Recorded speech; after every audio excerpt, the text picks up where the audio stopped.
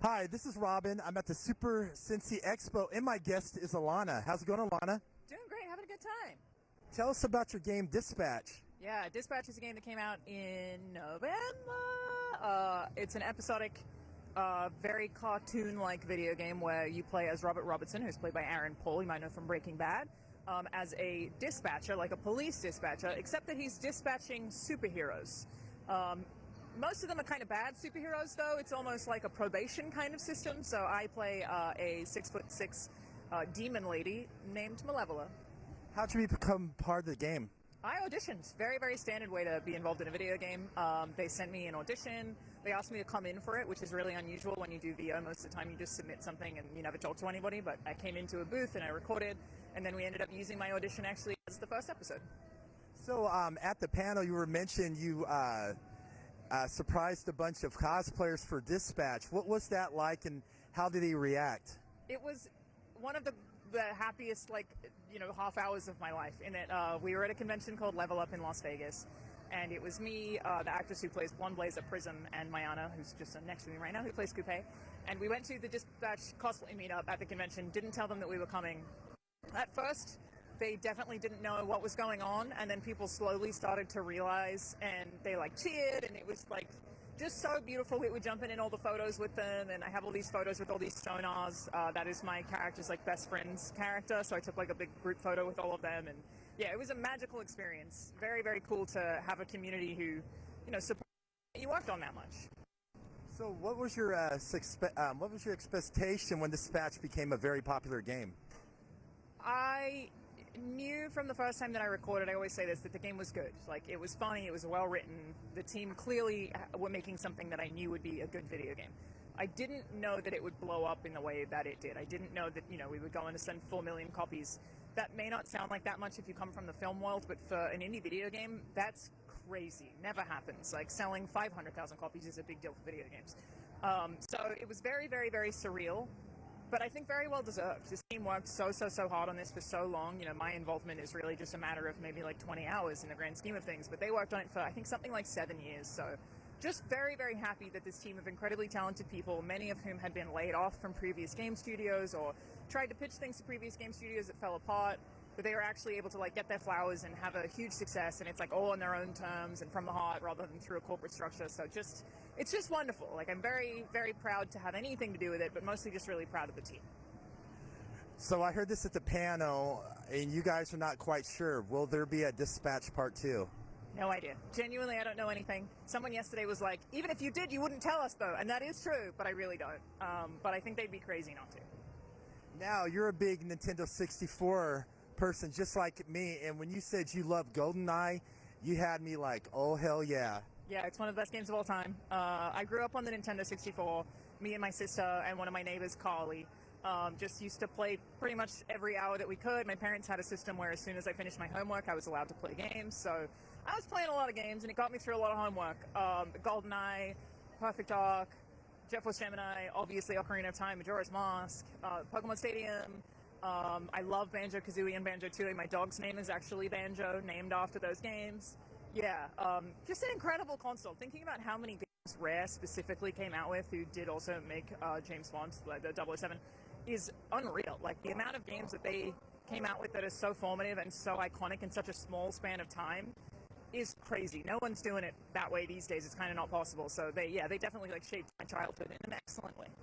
You're also a strong supporter of accessibility. That is pretty cool. Something that's very important to me in video games for multiple reasons. I first got involved because I have tendonitis in both of my wrists, which basically the way that my doctor describes it is if you had a pointy rock and you were putting a rope over the top of it and it slowly starts to shred. That basically happened to the tendons in my wrists, so they're just very thin. It means I can't button mash. So any game that requires repeated button mashing, it'll start to hurt or my hand will freeze up and I have to take breaks.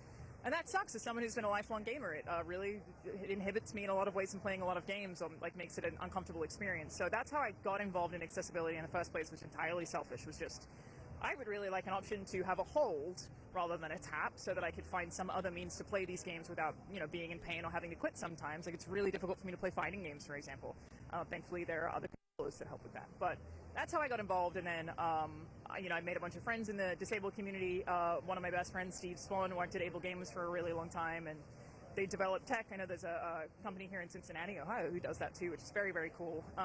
And so I just try to advocate for accessibility in video games, considering it affects everybody. Some people think it only affects, people who are visibly disabled, but it is certainly a lot bigger than that, a much broader spectrum than that.